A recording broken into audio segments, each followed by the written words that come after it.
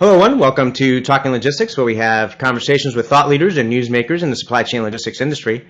It's my great pleasure to welcome today's program Kurt Cavano, who's founder, vice chairman, and chief strategy officer at GT Nexus.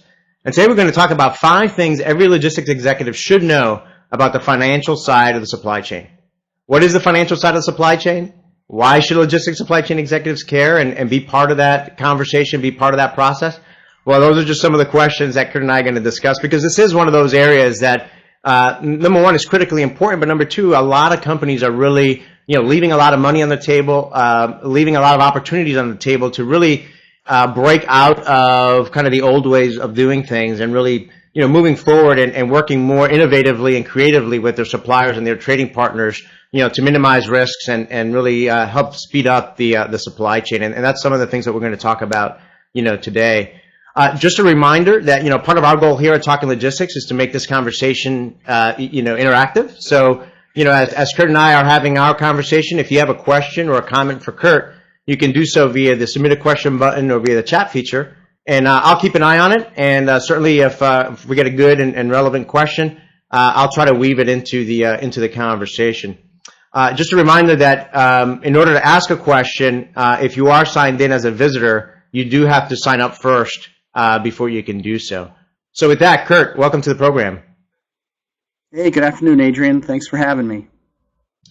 So, whenever I have a guest on for the first time, I usually like to, before we kind of dive into the topic at hand, kind of get a sense of, how and why they got involved with supply chain and logistics and this whole area. So why don't you, as a way to start off, why don't you tell us briefly about, your career path, how and why you got involved with supply chain logistics, and kind of what your current role and responsibilities are there at GT Nexus. Well, Adrian, I've been in the business for a long time, 30 years actually. I spent the first 15 years of my career building systems for the finance side of the house, which is building banking systems to help banks automate letters of credit, collections, all those things that are the typical financial instruments of international trade. And we got the idea in 1999 to really rethink the way finance was treated in the supply chain. And with a group of guys, started the company, which is now GT Nexus, and got that going. And we grew it from a concept and into now the largest cloud-based provider of tools for the supply chain, managing over $100 billion in global trade. And my current role, I was CEO for a number of years. Now I'm a vice chairman of the board, as you stated, and chief strategy officer. And I spend my time talking to prospective customers and also talking to our existing customers to look at the problems that they have in their supply chain, to try to find ways where we can make it easier, make it faster, and really facilitate things to make global trade easier. And that's what we do. Yeah, no, great. I mean, you mentioned things like, letters of credit and things like that. And that's usually what, kind of comes to mind, at least to me, when I hear kind of the financial supply chain. And I think for many, supply chain logistics professional, they hear the term financial supply chain. They go, that's a finance thing, right? That's not my concern. Maybe go talk to my treasurer or my CFO. But you've got a different viewpoint on that, obviously, from your experience. You've got a kind of different perspective. So I guess first, what is, the financial supply chain? And secondly, why should supply chain logistics executives care or be part of that conversation? Yeah, you're exactly right. And the good news is there aren't many letters of credit left anymore, which is a really good thing, because that's a very arcane financial instrument. But when you think of global trade, there's really only 2 questions that really matter, which is, where's my stuff and where's my money? And as professionals in the industry, we tend to think that the finance guys worry about the money and the logistics guys worry about where the stuff is. And that is the old view of the supply chain, is segmenting it that way. And what people are beginning to realize, and what we've been able to accomplish at GT Nexus, is by putting the financial supply chain together with the physical supply chain, you really can rethink a lot of the processes. You can tie them together. You can think about them holistically. And that is a very different way of viewing the world. And thinking about the finance head or the treasurer as your partner in the supply chain is really the new way to think about your supply chain. So don't think about just where the stuff is, but how do I tie that together with the payment, tie that physical movement of goods together with the payment process? That's a different way, and that's the new way of thinking about the supply chain. No, I think, when my perspective, and I think when I going back to kind of that initial reaction, hey, that's not my thing, that's fine, that sounds like a finance type of thing, is that a lot of companies still manage their physical and their financial supply chains, in silos, which is, still the big problem in supply chain management, no matter across all business functions, right? Everyone's looking at their own specific business function and kind of sub-optimizing, if you will. I mean, when you look at companies that you're working with, or other companies that you talk to, that are truly taking a more holistic and integrated, approach, how do they get there, right? How do they accomplish that? Well, let me actually step back and give you an example of a customer that's doing that. One of our customers, Columbia Sportswear. If you think about the two different roles within the organization, the treasurer wants to pay your suppliers as late as he possibly can, whereas the head of merchandising and the head of logistics wants to pay your suppliers as quickly as they can, because you want to make sure your suppliers have, good access to capital, that they're safe, that they're going to be reliable. And you have these conflicting goals. And what companies like Columbia realized is, if I tie that together, I could really rethink things. And for example, the example that they use is those suppliers in China, say, for example, when they want to borrow money, they have to pay 6 or 8%, maybe even 10% to get money to facilitate and pay for their supply chain. Whereas Columbia, which has cash on the balance sheet, has that in the bank, and if they can earn 0.5%, they're lucky. So now you have the treasurer who's got cash earning 0.5%. You have suppliers that are paying 8, 10% for capital. That just doesn't make any sense. And so what they realized is, if they tied that together, put an early payment program in place, they could use that cash that they were only getting 0.5% for, lend it to their suppliers at 4 or 5%, and their suppliers now have access to cheaper cash than they could, and the treasurer's earning more money than they could. And so we actually, by linking things together that way, we're actually creating capital. The treasurer's making more money, and the vendor's getting access to capital more cheaply, and that ultimately saves the supply chain money. And that just is one example of holistic thinking. And so it really required, though, for the treasurer and the CFO and the head of supply chain to really work together to make that happen. So, I mean, I think that's a great example, first of all, especially today, I look at my bank statement, it comes back and basically earning, 2 or 3 pennies a month on interest, right? So everyone's looking for ways to, to earn more money, right? And, I think in companies are the same way, right? So particularly those that are sitting with a lot of cash, on there. And I think the example you gave is a great one. I think a lot of it, requires kind of this change management. So I'm kind of curious. I don't know if you had any insight there with the Columbia Sports. How do they actually get those people, the different functional groups and the different stakeholders to work together? Well, in a lot of organizations that we work with, it's about aligning the goals between the organizations. So you need to find out, how do they think about their goals, and what are their goals? What do they want to manage to? And obviously, the merchandiser wants to get stuff in the house as quickly as possible at the cheapest price, have reliable suppliers that can always produce. And the CFO wants to manage his balance sheet, where he's got as much cash as he possibly can, not have too many goods. And those can be in conflict with each other. So it's about getting them to the table and thinking about, how do you align those? What is the ultimate purpose of the company, which is you want to buy stuff cheaply, you want to sell it for as much as you can, and making sure that everybody's goals are actually aligned. And that is exactly what you said. That's a change management problem. And, we bring great technology to the problem, but if you can't solve the change management piece, if you can't get the goals aligned, then the best technology in the world isn't going to help you. And so it's about, first, making sure that everybody in the organization is thinking about the problem the same way. Now, a lot of folks, when they think about, the financial supply chain, and when they talk about, the money side of things. I mean, one of the common terms you hear out there is, procure to pay, right? The procure to pay process. And I think from my standpoint, I think part of getting there, if you will, is to really, try to understand what that actually means, right? What does procure to pay process actually look like, and look at it from not only the physical flow and what the physical flow looks like, the information flow and the type of documents and data that gets, exchanged and by who and who's involved in all that process. And then, to the topic of today is the money flow, right? And how does the money flow, and what are those transactions, and being able to see where the intersection points are, and then perhaps from there kind of derive what the key metrics are that, will help create that alignment. I mean, is that kind of a template or a process that you see out there? Yeah, there's really three flows that we're managing when you're talking about a supply chain. The one is the flow of money, the other is the flow of goods, and then there's the flow of information that ties that all together. And it's about synchronizing those three flows and making sure that you're actually tying them together.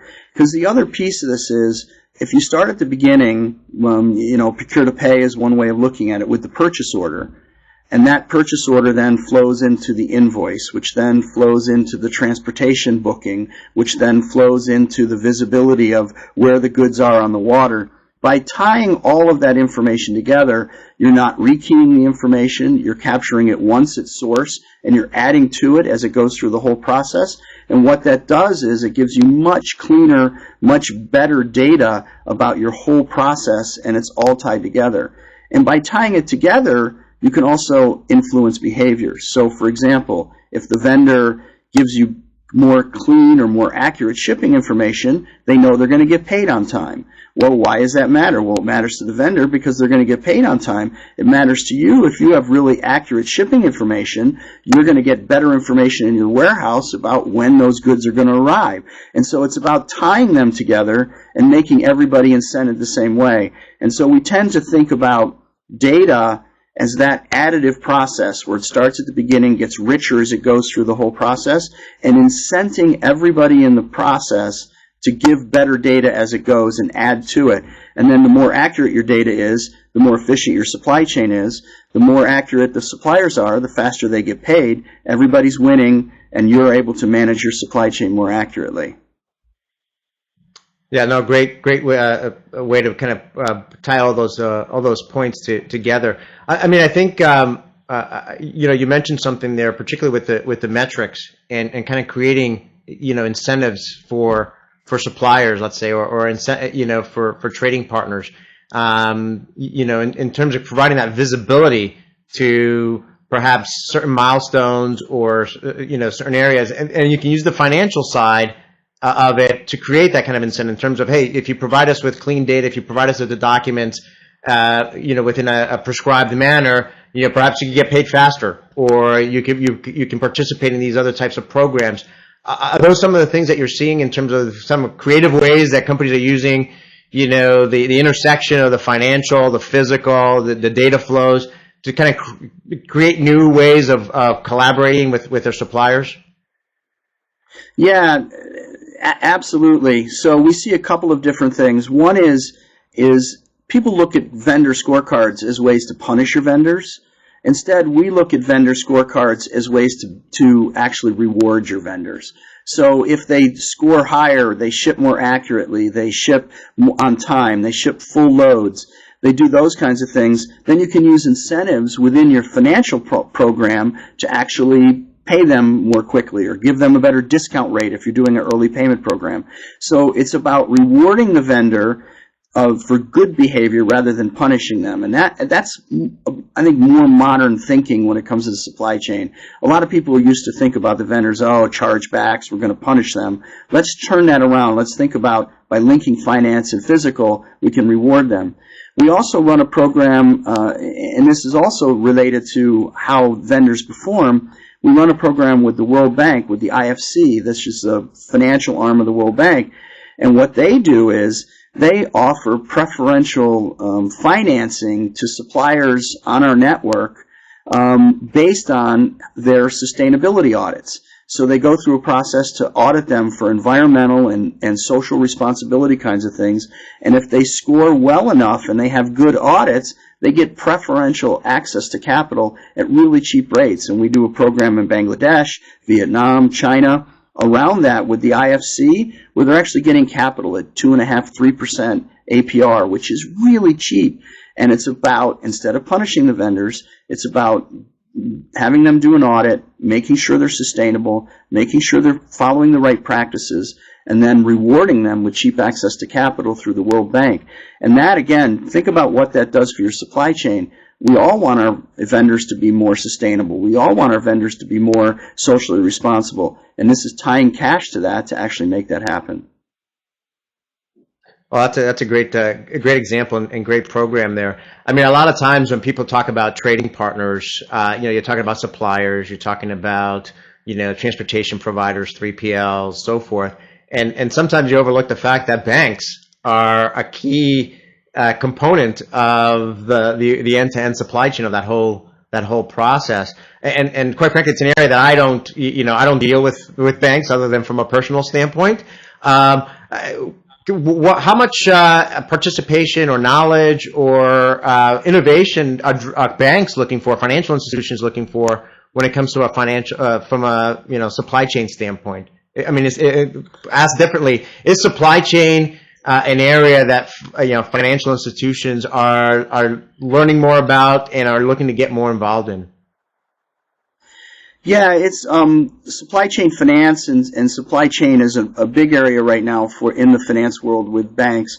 But what's interesting is we find a lot of the big banks still kind of stuck a little bit in their old ways of thinking about things. But we find some of the new, innovative, non-bank financial players being a lot more innovative as far as what they're willing to do and the kind of financing they're willing to do and get together. But we work with a bunch of banks on our platform. We work with Citibank, we work with Deutsche Bank, we work with the World Banks, the IFC, all tied together, as well as non-bank players like RTS, which is a small Kansas City financial institution, and then with people like COFAS, which is the largest grantor of export credit in the world.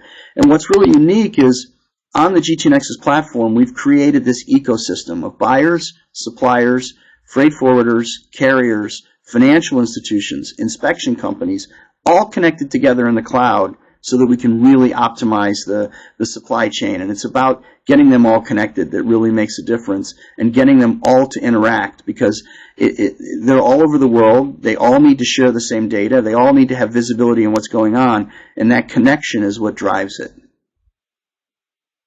You just mentioned something I'm going to touch upon, because I'm a big proponent of what I call supply chain operating networks, which I view GT Nexus being a great example of, and really viewing that as a platform for supply chain processes that are inherently network oriented, where you've got a number of different trading partners are involved, and you have to exchange the information and documents and so forth. And I think this is that financial side obviously plugs in very nicely, into that area. Before I ask my question, I just want to remind those of you that are watching live that, we're coming up a little bit short on time here. So if you do have a question for Kurt, now's the time to ask it. So let's dive into the technology side of things. And I kind of view the technology side of things from two lenses. One is kind of the software applications piece, right? And then secondly is the network piece. So can you talk a little bit about, kind of the role that technology plays, both from a software application standpoint and a network standpoint, and what kind of attributes or capabilities should companies look for in a solution, to help them with this financial side of the supply chain? Well, I think the time now is it's a pretty amazing time for supply chain, because with the whole revolution of cloud-based technology, it really changes the way that you think about supply chain. It used to be in the old world where we used EDI and other processes to move data around the planet from one place to the other. And now it's changed. With cloud-based technology, you can put the data and the process at the center and then have all the trading partners come to that. And think about it, when in the old days we took pictures of and we emailed them around to each other and they flew around. And now we don't do that. We post it on Facebook or we put a new address on LinkedIn and we all come to that. And that's the same view of technology that we've taken at GT Nexus, which is allow that kind of Facebook's view of the world, which is we take the purchase order and put it at the center of things. Instead of moving that purchase order around, we put the purchase order in the middle and everybody comes to it, if you will, and acts on it by doing amendments to it, by doing invoices against it. And that view of the world, that network-centric view of the world, really changes efficiency, because now everybody in the supply chain, all those different partners that I just talked about, all have a single view of the truth. We know the order. We know what's been shipped against. We know what's been invoiced. We know what's been paid. We know where it is on the planet. It's all tied together in the center, and everybody can have that one view of the truth. And when you do that, the synchronization that you can get in your supply chain is amazing. It's a very, very different world than trying to pass data around and keep it synchronized. The data, the process, everything is in the center, and we can all stay synchronized. And that's the beauty of cloud, and that really is transformative for your supply chain. You know, one of the challenges that it's one of my soapbox issues now for, going on 17 years is data quality management, and how really that's kind of the Achilles heel. Poor data quality is the Achilles heel of just about every supply chain management process. And I really view the kind of the network approach as a step forward in terms of helping to address that issue, right? So, can you talk a little bit about the role that data quality plays in this whole area? And I mean, I would imagine that you want to minimize the friction in the whole system. And when you talk about where's my money, a lot of times that money can be held up because of poor data quality, or incomplete data, or inaccurate, so on and so forth, which I think also plagues the financial side as well. Absolutely. The data quality drives everything. And if you don't have good data quality, you can't do your payments. If you don't have good quality, you can't receive things into your warehouse. If you don't have good data quality, you just don't know where things are and you can't act on it. And so by taking a network approach, what we're able to do is the purchase order, which becomes that first source data, gets held centrally. The amendments to it get held centrally.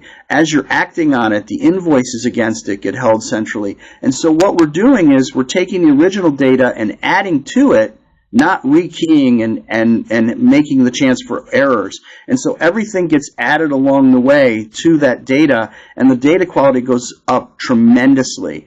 And then when you layer in some of the behavioral things that I talked about earlier, which is, so for example, paying on time because you got accurate data, you start to incent behaviors. So the network approach, the central storage, the behavior incentive things, the data quality gets really, really good. And when you have really good data quality, you can run your supply chain more accurately. You can take days out of your supply chain, and you can take costs out of your supply chain. Nobody's rekeying anything, and there's no paper. And that's the real key, is to take out that paper and make sure that all that data is all captured centrally. And when you do that, it's a very different view of the world.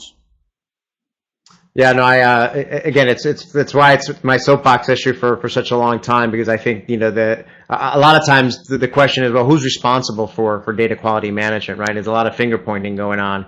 And I think what companies are finally realizing is that, there is a cost associated with, poor data quality, and it really does, throw sand into the gears of all aspects of supply chain management. So we're kind of short on time here, so I'm going to kind of, as a way to wrap up and summarize, the title was, 5 things that supply chain, logistics executives ought to know, right, about the financial supply chain. So what are those 5 things that, today's folks listening in today, the live or on demand, should take away from our conversation about the financial side of the supply chain? Well, first, think about the supply chain as both physical and financial. Don't think about them independently. You should break down the walls between the different groups in the organization, so don't think about it in silos. So you not only have to think about your supply chain holistically, try to get your organization to break down those walls and think about it holistically. Third, align the goals between the groups so everybody is benefiting from the same thing, and make sure they're all aligned. The additive piece about the data, think about never rekeying, never having paper, having all the data getting added along the way. And then last, put it in a network, put it in the cloud. Make sure that everybody is acting on the same piece of data, making sure that everybody has perfect visibility, and connect all the players together. And when everybody's connected together, and it's not just the buyer and the seller, it's all those other people, the freight forwarder, the inspection company, the carriers, the banks, everybody's connected together in the same place, and they have same visibility, and you've aligned your physical and financial, your supply chain is going to be way more efficient, way more cost effective, and you're going to get the right place to the right stuff at the right time, which is all we all want in supply chain. Well, like you said in the beginning, right? You know, where's my order or shipment, and where's my money, right? And I think we can certainly spend another hour talking about this topic, but those 5 points those takeaways that you just talked about, I think that nicely summarizes it. And certainly it's a conversation that look forward to continuing down the road. So with that, Kurt, thank you very much for making the time to be with us today. Thank you, Adrian. I really enjoyed it. And, we didn't get any live questions today, but those of you that are watching the program on demand, if you do have a question or a comment for Kurt, you can find this episode at talkinglogistics.com, and you can post a question or a comment there and keep the conversation going. I'm sure Kurt will be more than happy to respond via that platform as well. So with that, thank you very much, and look forward to seeing you in a future episode of Talking Logistics. Have a great day. Thank you.